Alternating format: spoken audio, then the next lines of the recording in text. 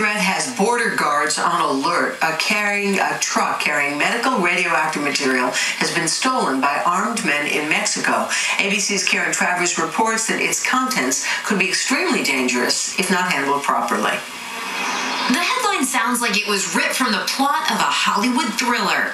A truck carrying extremely dangerous radioactive material stolen in Mexico.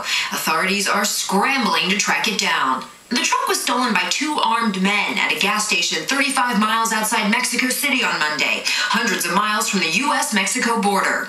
The truck was carrying cobalt-60, a radioactive isotope used in cancer treatments and to sterilize medical equipment. This isn't like radioactive material stolen from a nuclear power plant.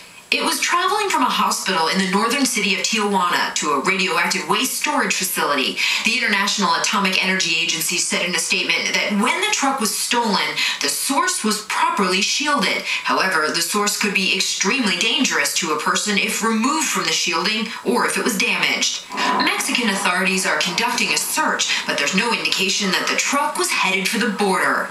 U.S. law enforcement and Homeland Security officials are working closely with them.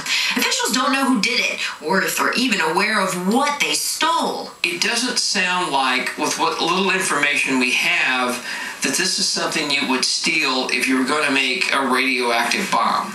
U.S. officials say there's no reason to panic, but border agents armed with radiation-detecting equipment are on alert.